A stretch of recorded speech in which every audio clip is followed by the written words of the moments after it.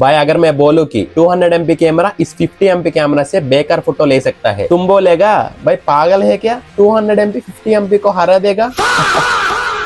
लेकिन प्रॉब्लम यही है, हम फोन खरीदते वक्त कैमरा के सामने 50 MP, 108 MP, 200 MP देखते हैं और दिमाग ऑटोमेटिकली बोलता है जितना बड़ा नंबर उतना बड़ा कैमरा। और हॉनेस्टली भाई कैमरा इससे काम ही नहीं करता। एक कैमरा का सेंसर बड़ा हो सकता है, दूसरा का छोटा, एक में OIS हो सकता है, दूसरा में नहीं। एक फोन का HDR और प्रोसेसिंग जबरदस्त हो सकता है और दूसरा 200 MP होके भी फोटो पापड़ बना दे।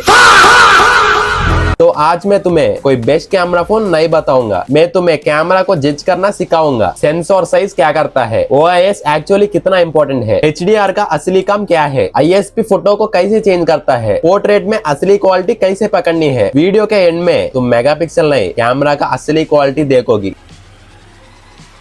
चलो भाई सबसे पहले एक कंफ्यूजन को क्लियर करते हैं। मेगापिक्सल यूजलेस नहीं है, लेकिन मेगापिक्सल अकेला कैमरा क्वालिटी डिसाइड नहीं करता। मेगापिक्सल बेसिकली इमेज में पिक्सेल्स की क्वांटिटी को डिस्क्राइब करता है। मतलब 50 MP कैमरा के पास एक certain amount of image information होती है और 200 MP कैमरा पोटेंशियली उससे ज्यादा पिक्सेल्स कैप्चर कर सकता है। लेकिन यहाँ एक कैच है, ज्यादा पिक्सेल्स का मतलब ऑटोमेटिकली बेटर पिक्सेल्स नहीं होता।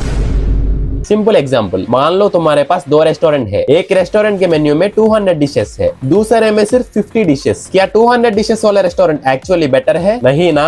कैमरा भी कुछ ऐसा ही है। 200 MP इंप्रेसिव नंबर है, लेकिन फोटो क्वालिटी डिपेंड करती है कि कैमरा लाइट को कितना अच्छा कैप्चर करता है, प्रोसेस करता है और फाइनल इमेज बनाता है। और यहाँ से आता है सेंसर। अगर कैमरा को एक बकेट समझो तो सेंसर उस बकेट की तरफ है जो लाइट कलेक्ट कर रहा है। जनरली बड़ा सेंसर ज्यादा लाइट कैप्चर करने में हेल्प कर सकता है। और इसका असली फायदा कहाँ दिखते हैं? लो लाइट में। दिन के टाइम में बहुत फोन्स अच्छी फोटोज ले लेंगे, सनलाइट है, सीन ब्राइट है, कैमरा को लाइफ रिलेटिवली इजी मिल रही है। लेकिन रात में तब असली एग्जाम शुरू होता है। स्ट्रीट लाइट है, रेस्टोरेंट है, शादी का फंक्शन है, तुम्हारा दोस्त सामने खड़ा है और बैकग्राउंड में थोड़ी सी लाइट है। यहाँ कैमरा को लिमिटेड लाइट से यूजेबल फोटो बनानी है। अगर सेंसर और ओवरऑल कैमरा सिस्टम लाइट को अच्छी से हैंडल करता है तो फोटो क्लीनर हो सकता है, डिटेल्स बेटर रह सकती है, नॉइज कम हो सकता है और स्किन टोन्स भी बेटर प्रिजर्व हो सकता है। और यही रीजन है कि कभी कभी 50 MP कैमरा रियल लाइफ में एक 200 MP कैमरा से बेटर फोटोज दे सकती है। और भाई सिर्फ सेंसर देखकर फोन मत खरीदना, अगला विलन है OIS। भाई एक काम करो, फोन हाथ में पकड़ो और एकदम स्टेबल रखने की कोशिश करो। स्टेबल है?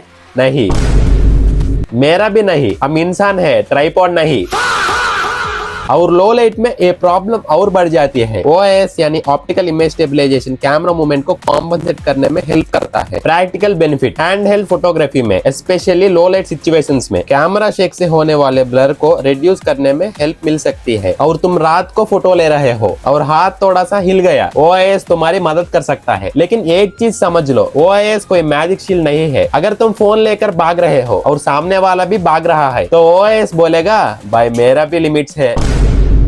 और वीडियो में यहाँ से गेम और इंटरेस्टिंग हो जाता है। फोन में तुम 1 सेकंड के लिए रुक सकते हो, वीडियो में तुम चल रहे हो, फोन मूव कर रहा है, सब्जेक्ट मूव कर रहा है, बैकग्राउंड मूव कर रहा है और कैमरा को सब मैनेज करना है। इसीलिए अगर तुम रील्स बनाते हो, ट्रैवल वीडियोस बनाते हो, फैमिली वीडियोस बनाते हो तो वीडियो स्टेबलाइजेशन को इग्नोर मत करना। लेकिन यहाँ भी एक इंपॉर्टेंट बाइंग रूल है, स्पेसिफिकेशन में सिर्फ OIS अवेलेबल देखकर खुश मत हो जाना। एक्चुअल कैमरा सैंपल्स देखो, वॉकिंग वीडियो, नाइट वीडियो, क्योंकि स्पेसिफिकेशन तुम्हें फीचर का नाम बताती है, रिजल्ट नहीं। और कैमरा का रिजल्ट डिफिकल्ट लाइटिंग में सबसे क्लियर दिखता है। इसीलिए अब बात करते हैं HDR। इमेजिन करो तुम्हें एक ब्राइट विंडो के सामने खड़े हो, पीछे सनलाइट बहुत ज्यादा है और तुम शैडो में हो। अब कैमरा के सामने एक प्रॉब्लम है, अगर स्काई को प्रॉपरली एक्सपोज करे तो तुम्हारा फेस डार्क हो सकता है, अगर फेस को ब्राइट करे तो स्काई व्हाइट हो सकता है। यानी कैमरा के अंदर मीटिंग चल रहा है, फेस बचाओ नहीं स्काई बचाओ, फेस बचाओ नहीं स्काई बचाओ।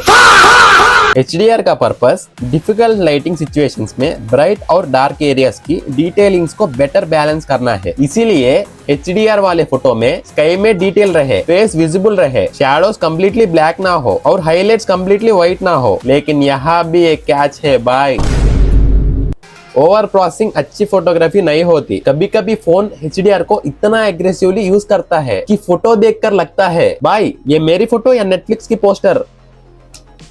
नेचुरल लुकिंग ज्यादा इंपॉर्टेंट है और HDR के पीछे जो प्रोसेसिंग होती है वहां आता है एक इंपॉर्टेंट प्लेयर ISP। भाई सेंसर ने लाइट कैप्चर कर ली, अब रॉ इंफॉर्मेशन को फाइनल फोटो में कौन कन्वर्ट करेगा पता नहीं।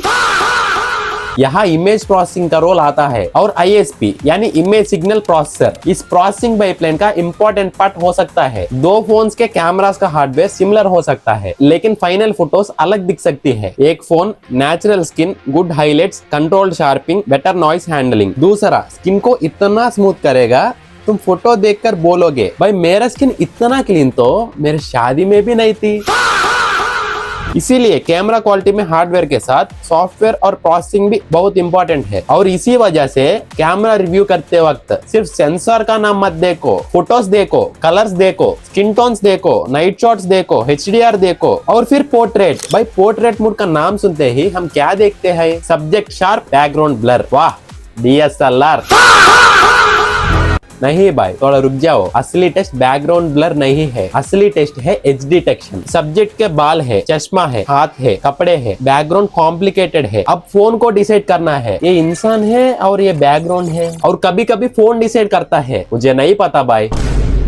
फिर आधे बाल ब्लर, आधा background sharp. Portrait quality check करते वक्त देखो हेयर एजेस नेचुरल है, फेस ओवर प्रोसेस्ड तो नहीं, बैकग्राउंड ब्लर बिलीवेबल है, स्किन प्लास्टिक तो नहीं लग रही, और सबसे इम्पोर्टेंट क्या फोटो नेचुरल लग रहा है। अच्छा पोर्ट्रेट वो नहीं जो सबसे ज्यादा ब्लर करे, अच्छा पोर्ट्रेट वो है जिसमें तुम्हें ब्लर का एल्गोरिथम याद ही नहीं आए। और अब आता है सबसे बड़ा मार्केटिंग ट्रैप। भाई फोन के बॉक्स पर लिखा होता है 100x जूम और हम सोचते हैं बस भाई चांद पे कौन खड़ा है वो भी देख लूंगा।